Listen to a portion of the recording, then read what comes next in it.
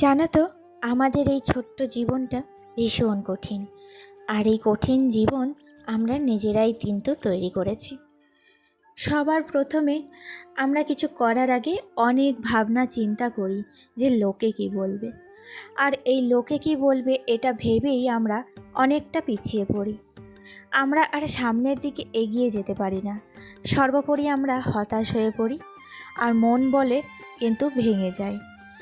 তো কিছু করার আগে আমরা অনেক দিক ভাবনা চিন্তা করি, কিন্তু এটা ভাবি না যে আমরা যতই ভালো কাজ করি না কেন, এমন কিছু মানুষ আছে যারা আমরা যেটাই করব সেটা তারা ভালো চোখে দেখবে না।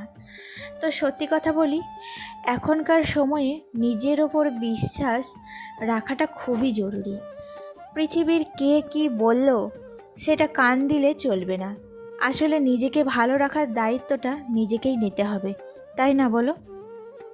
আসলে কি বলো তো, এখনকার সমাজে কেউ কাউরির ভালো দেখতেই পারে না। চলো, অনেক কথা হবে, অনেক গল্প হবে, এখন নিজের পরিচয়টা দিয়ে দিই। নমস্কার, কেমন আছো সবাই? আশা করি সবাই খুব ভালো আছো। আমি সুমি। আজকের আমার আরও একটি নতুন ব্লগে তোমাদের অনেক অনেক স্বাগত। আজকে দেখো, সকালবেলায় উঠেই কিন্তু বাড়িঘরটা একটু পরিষ্কার করে নিচ্ছি। কয়েকদিন আগেই তো হাজব্যান্ডের জন্মদিন উপলক্ষে অনেক লোকজন এসেছিল। তখন বাড়িঘরটা না অতটাও গুছিয়ে রেখেছিলাম, কিন্তু তারপরেও অনেকটা নোংরা হয়েছিল। তো অনেক খাটাখাটনি করার পর ক্লান্ত টায়ার্ড হয়ে গিয়েছিলাম, তাই অতটাও ভালোভাবে আর ডিপ ক্লিন করা হয়নি। আজকে সকালবেলায় আবহাওয়াটা বেশ ফ্রেশ লাগছিল, তাই এই ফ্রেশ হাওয়ায় নিজের সংসারটাকেও একটু ফ্রেশভাবে গুছিয়ে নিচ্ছি।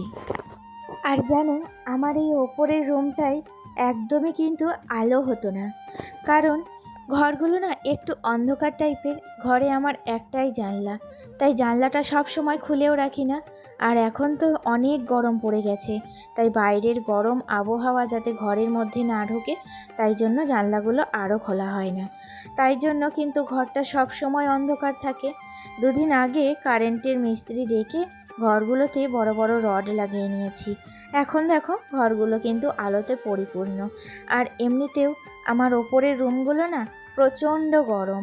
যখন একতলা হয়েছিল, একতলাটা ঠিক এভাবেই গরম লাগতো। আর এখন দোতলা হওয়াতে একতলায় অতটাও আর গরম লাগে না। কিন্তু দোতলায় আমাদের থাকা হয় না, কিন্তু থাকি না বলে জায়গাটা যে অপরিষ্কার করে রাখবো সেটাও কিন্তু না। তাই জন্য প্রত্যেকটা ঘর, প্রত্যেকটা বারান্দা সব সময় পরিষ্কার পরিচ্ছন্ন রাখার চেষ্টা করি। কোনো দিন এই ঘর পরিষ্কার করি তো কোনো দিন ওই ঘর, এইভাবে পুরো বাড়িটাকে আমি অল্টারনেট করে পরিষ্কার রাখার চেষ্টা করি। আসলে দেখবে, ঘরবাড়ি পরিষ্কার পরিচ্ছন্ন থাকলে মনটাও ভালো লাগে। একজন গৃহিণী কিন্তু কখনোই চায় না তার বাড়িঘর অপরিষ্কার বা অপরিচ্ছন্ন থাকুক। যাই হোক বন্ধুরা, এখন দেখো বিছানার বেড কভারটা না তুলে নিয়েছি। বিছানার বেড কভারটা কালকে আমার ছেলের বন্ধু এসেছিল, তারা সারা দুপুর এই ঘরে এই বেডের ওপরেই খেলাধুলা করছিল। তো অনেকটা নোংরা জমেছিল, ভাবলাম আজকে একটু কেচে দেব। আর এই সকালের ফ্রেশ হাওয়াতে কাজ করতে ভীষণ এনার্জি পাচ্ছিলাম, তাই ভাবলাম ওপরটা যখন কাজ করতে লেগেইছি, একবারে ওপরটা গুছিয়ে তারপরেই কিন্তু নিচে নামবো। সত্যি কথা বলি, আজকে ঘুম থেকে উঠেছিলাম 5:30টার সময়। কালকে না দুপুরে অনেকক্ষণ ঘুমিয়েছিলাম, জানো তো।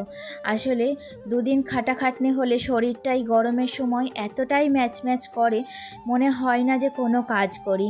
কিন্তু সংসারে থাকতে গেলে প্রত্যেকটা কাজ তো করতেই হবে। তাই জন্য কালকে দুপুরবেলায় একটু ঘুমানোর পর শরীরটা কিন্তু বেশ ফ্রেশ লাগছিল। আর সেই জন্যই আজকে খুব সকাল সকাল ঘুম থেকে উঠতে পেরেছিলাম। তো ছেলের স্কুল আরম্ভ হচ্ছে 7টা থেকে, যেহেতু প্রচণ্ড গরম পড়ে গেছে, তাই জন্য ওরা তাড়াতাড়ি করে স্কুল শুরু করে দিচ্ছে।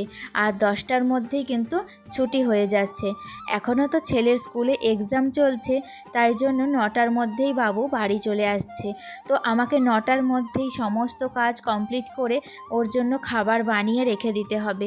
স্কুল থেকে এসেই কিন্তু খাওয়ার জন্য বায়না করবে। আসলে আমার ছেলের একটা অভ্যাস যে সকালবেলায় কিছু না খেয়ে স্কুলে চলে যায়। আমি হাজার চেষ্টা করলেও ওকে জোর করেও কিছু খাওয়াতে পারি না। ওর এই একটা সমস্যা, জানো তো, কোনো কিছুই যেন খেতে চায় না। আমি হাজার একটা বিভিন্নভাবে চেষ্টা করি ওকে খাওয়ানোর, কিন্তু ওর খাওয়ার সমস্যাটা যেন দিনকে দিন বেড়েই চলেছে। জানি না কিভাবে খাওয়া শিখবে। আমি ভাবছি যে বড় হলে একটু হয়তো খাওয়াটা ধরবে, কিন্তু যত দিন যাচ্ছে ততই যেন খাওয়াটা কমে যাচ্ছে। আর এদিকে দেখো ঘরগুলো সমস্ত কিছু পরিষ্কার করা কমপ্লিট হয়ে গেছে।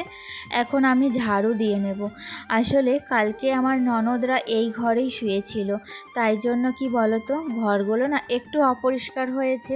দেখবে ঘর বাড়ি যত পরিষ্কার করে রাখবে, মানুষজন থাকলে কিন্তু সেই পরিষ্কারটা অতটাও থাকে না, কারণ তারা শোয়া বসা ওঠা বসা করে, তাই জন্য কিন্তু সেই ঘরটাকে বারবার পরিষ্কার করতে হয়। আর আমার বাড়িতে যেহেতু ছোট বাচ্চা আছে, তাই জন্য আমার বাড়িতে সব সময় পরিষ্কার করতে হয় বারবার করে। সকালবেলায় এই যে পরিষ্কার করে যাচ্ছি, স্কুল থেকে এসে তো ছেলে খেলাধুলা করবে, তখন কোথায় খেলতে যাবে, আমার এই ওপরেই খেলাধুলা করবে, তখন কিন্তু আবার নোংরা করবে। আসলে বাচ্চা ছেলে বাড়ির বাইরে খুব একটা পাঠাই না, সব সময় চেষ্টা করি বাড়ির মধ্যেই রাখতে। আর এখন যা দিনকাল পড়েছে, বাড়ির বাইরে যে পাঠাবো সেটাও কিন্তু কারোর ওপর ভরসা নেই। তাই জন্য বাবুকে কোথাও একটা না পাঠিয়ে ঘরে অনেক খেলনাপাতি দিয়ে বসিয়ে রাখি, যাতে সারাদিন ঘরের মধ্যেই থাকতে পারে। তারপরে পড়ার সময় পড়া এবং খাওয়ার সময় খাওয়া, সেগুলো তো আছেই। আর বিকেল হলেই তো ওকে নিয়ে টিউশনে যাই। এভাবেই ওর দিনটা কেটে যায়। যাই হোক বন্ধুরা, এখন দেখো আমার তো ঘর বাড়ি সমস্তটা ঝাড়ু দেওয়া কমপ্লিট। আর সোফাটা ওই দিকে ছিল, কিন্তু ওই যে হরিনাম সংকীর্তন হচ্ছিল, তাই জন্য সোফাটাকে এই দিকে সরিয়ে এনেছি। কারণ ওই দিকটায় একটু ঠাকুরের পুজো হচ্ছিল, অনেক লোকজন বসার অসুবিধা হচ্ছিল, তাই জন্য সোফাটাকে এই সাইডে সরিয়ে আনাতে যারা দর্শক তারা কিন্তু এই সাইডে বসে হরিনাম শুনছিল। আমার সোফার কভার আর বেড কভারটা কাচা কমপ্লিট হয়ে গেছে। এখন কিন্তু আকাশে এক ফোঁটাও রোদ নেই।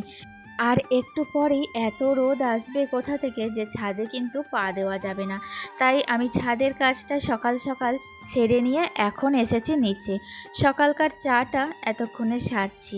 যে আমি আজ 2 কাপ চা করেছিলাম, একটা আমার, অন্যটা আমার শাশুড়ি মার।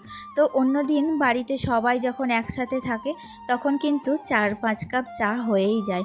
আর আজকে যখন কেউ বাড়িতে থাকে না, আমরা 2 কাপ চা করি। তো এই সময়টা আমি আর আমার শাশুড়ি মা একসাথে চাটা খাই। তারপরে জলখাবারটাও বসিয়ে দিয়েছি।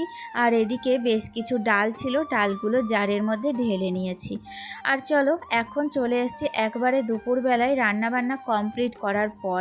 কি রান্না করেছি সেটাই তোমাদের সাথে শেয়ার করলাম। আর এখন বাবুকে খাইয়ে দেবো। স্নান টান কমপ্লিট হয়ে গেছে। দুপুরবেলার আজকের রান্নার ভিডিওটা আর তোমাদের সাথে শেয়ার করা হয়নি। দেখছো ছেলেকে খাওয়াচ্ছি, খাইয়ে এখন ওকে নিয়ে যাব টিউশনি। সেই জন্য আমি এখন রেডি হচ্ছি। বুঝতেই পারছো, আমি বাড়ির মধ্যে যেমনই থাকি না কেন, বাইরে কিন্তু সব সময় নিজের সম্মানটা ধরে রাখার চেষ্টা করি। বাইরে বেরোলে আমি কিন্তু শাড়ি পরে বেরোই, কারণ আমি যতই করি না কেন আমি কিন্তু এই গ্রামের বউ। তাই বউ হিসাবে নিজের সম্মানটা ধরে রাখার দায়িত্ব কিন্তু আমারই। আর ওই যে বললাম ভিডিওর শুরুতেই, লোকে কি বলবে, লোকে কি না বলবে, সেই দিকটাও ভাবনা চিন্তা করেই কিন্তু আমি এগুলো করে থাকি। এখন দেখো ছেলের সকালবেলায় ড্রয়িং পরীক্ষা ছিল, তো ড্রয়িংয়ের সমস্তটা বাইরে বের করে নিলাম। আর টিউশনির জন্য যা যা বই, জলের বোতল লাগবে সেগুলো ভরে নিলাম। আর চলো একেবারে টিউশনি থেকে ফিরে চলে এসেছি ছাদে।